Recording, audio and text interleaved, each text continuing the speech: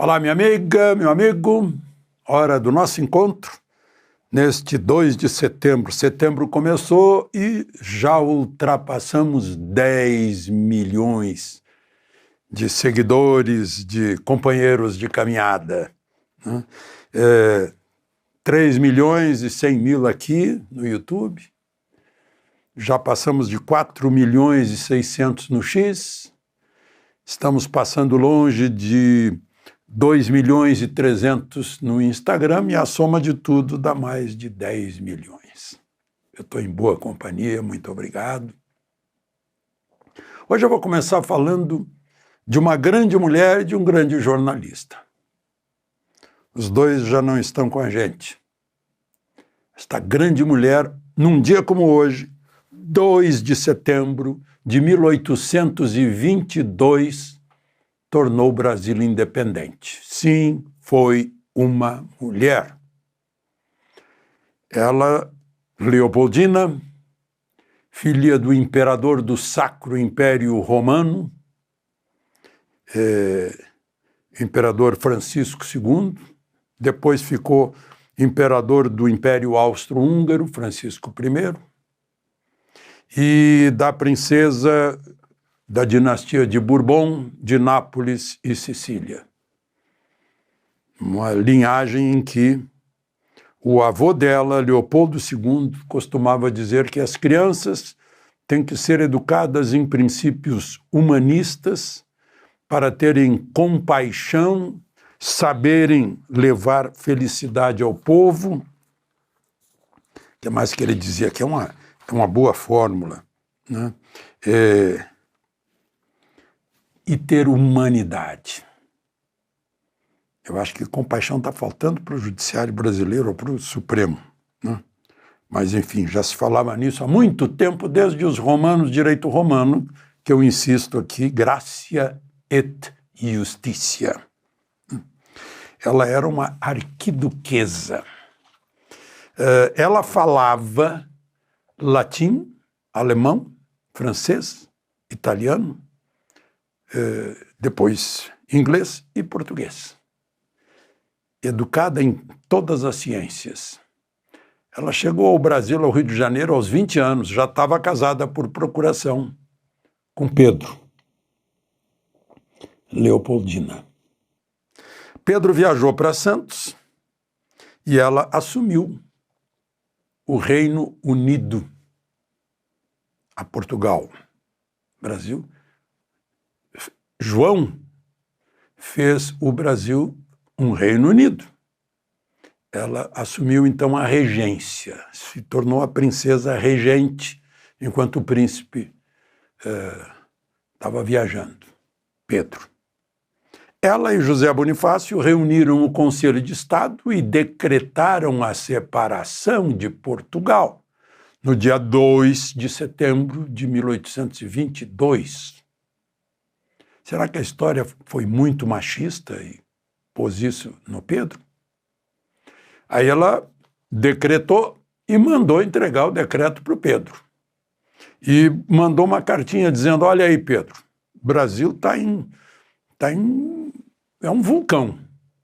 As cortes insistem que você volte. Quando as cortes o chamaram a primeira vez, e ele disse, pelo bem de todos e a felicidade da nação, diga ao povo que fico no dia 9 de janeiro de 1822, foi ela que botou isso na cabeça dele, com o José Bonifácio. Uma jovem de 21, 22, 23 anos.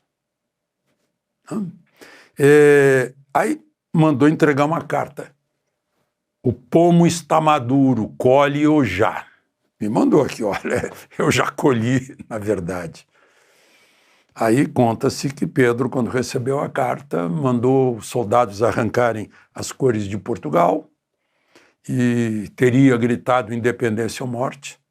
Na verdade, ele posou para o Pedro Américo, né? Porque o que ficou é aquele quadro do Pedro Américo. E a gente acha que foi assim. Ele estava descansando na beira do riacho lá. Mas, enfim. Falei em cores de Portugal, pois as cores da bandeira, ela é que inspirou a bandeira. Botou um amarelo, da Casa Real dos Habsburgo e Lorena, que é a casa dela, a casa real dela, e o verde da dinastia dos Bragança. Leopoldina. Imperatriz Leopoldina, que chegou a ser rainha de Portugal, porque na hora que o Pedro foi para Portugal, na Guerra Civil, e derrubou Miguel, que queria tomar o trono, né, naquele pequeno período ela foi rainha de Portugal. Depois foi a mãe de uma rainha europeia, Maria II de Portugal, que nasceu no Rio de Janeiro. Será que ensinam tudo isso na escola, na aula de história? Bom, e agora eu vou falar do homem jornalista Mino Carta. Morreu aos 91 anos. Ele é um genovese brasiliano. Ele veio para cá criança, depois voltou para Portugal, para a Itália, trabalhou já em jornalismo em Pisa, em Turim, né?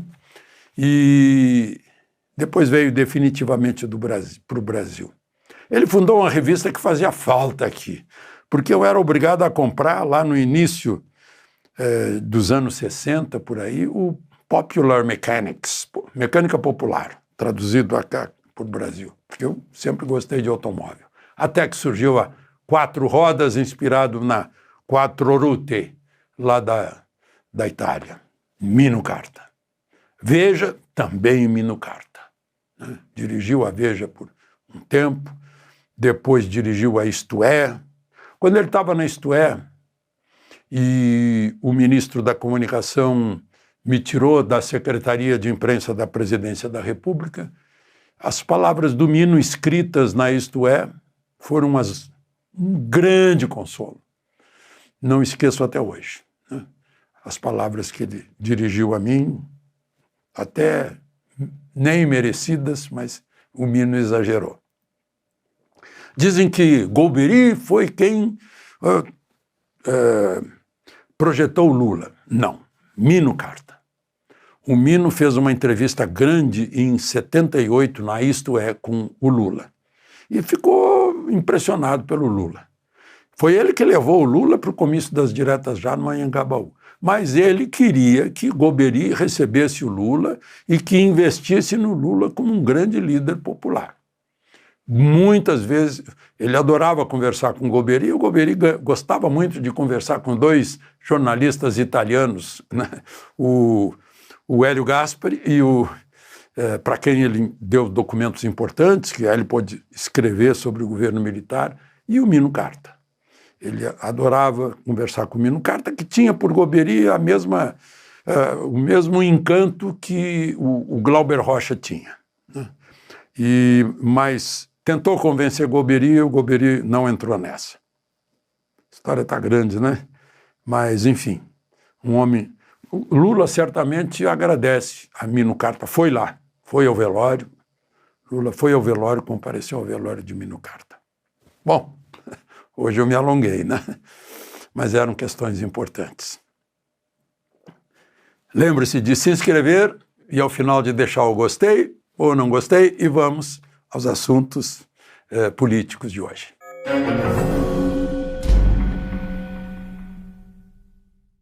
Bom, o primeiro assunto é o depoimento à distância do Eduardo Talhaferro a uma comissão, a Comissão de Segurança Pública do Senado. Foi tal o depoimento, cobras e lagartos, que saíram daquela assessoria especial para combate para enfrentamento à desinformação. Ele mostrou que as coisas eram todas combinadas. Primeiro, se tinha um alvo, vamos pegar esse jornalista, agora vamos procurar alguma frase dele aí que possa incriminá-lo, para bloquear as contas dele na rede social, para bloquear o dinheiro dele, para infernizar a vida dele, porque ele está falando, elogiando o Bolsonaro ou coisa parecida, né? Está criticando a justiça eleitoral. De tal forma que os senadores ficaram achando que agora tem que apressar os pedidos de impeachment de Alexandre de Moraes. O senador Girão foi ao presidente Alcolumbre, tentando isso. Alcolumbre disse que não há obrigação no regimento interno de datas para que o jurídico do Senado possa dar a luz verde para que o assunto entre, enfim, em pauta, né? Continua enrolando. Mas aconteceu uma coisa muito significativa em Brasília hoje, no Superior Tribunal de Justiça. Não é no Supremo, eu não vou falar de Supremo porque é como se eu... Por que eu vou ver uma peça teatral que eu já sei o final? Então, tudo que está acontecendo lá é um teatro. Eu não vou pagar ingresso para isso, eu não vou ocupar lugar, eu não vou aplaudir, eu não vou participar da plateia para endossar isso, né? Então, bom, mas no Superior Tribunal de Justiça, por 3-2, na sexta turma, decidiu-se anular um processo porque a defesa não teve acesso às declarações do inquérito policial que incriminavam a ré que fora condenada a 61 anos de prisão pelo assassinato a facadas dos pais e da empregada que estava em casa, enfim, testemunhando o crime, né? Ela foi condenada em 2019, isso aconteceu em 2009, o crime aconteceu em 2009. A vítima é uma pessoa conhecida, foi advogado de Collor no processo de impeachment, o advogado José Guilherme Vilela, que foi, inclusive, integrante do Superior Tribunal Eleitoral. Uma semana antes, talvez, eu e minha mulher estávamos em Paris, nos encontramos o casal Vilela e fomos passear de bateau-bouche no Sena. Eu fiquei chocado quando, dias depois, ele havia sido assassinado brutalmente. A filha, né, a arquiteta Adriana Vilela, foi apontada como a mentora do crime. E agora o julgamento foi anulado por causa de não ter havido o amplo direito de defesa. E mais, a delegada que presidiu o inquérito foi condenada antecipadamente. Em 2016, a delegada Marta, que ficou bem conhecida, né, por falsidade ideológica e fraude processual, há 16 anos. E o agente da Polícia Civil que participou com ela foi condenado a 3 anos também por fraude processual e por tortura. Vejam só. Os senadores que ouviram o Talhaferro dizem que é preciso enquadrar também, né, lá nos pedidos de impeachment, incluir fraude processual. Bom, só para encerrar, né, tem mais uma pérola do Lula que disse o seguinte, se referindo a Bolsonaro e ao julgamento: você é inocente? Então prove que é. É a total, absoluta inversão do devido processo legal, porque ele já se familiarizou com isso, de tanto ouvir o noticiário desse processo, já se familiarizou, né? Quem prova que a pessoa é culpada é o acusador, não é o inocente que tem que provar a inocência, é o acusador, mas é o que a gente tem visto aí, o inocente tendo que provar a inocência, é incrível. Bom, e mais assunto no nosso próximo encontro, na quarta-feira, no início da tarde. De Brasília, Alexandre Garcia.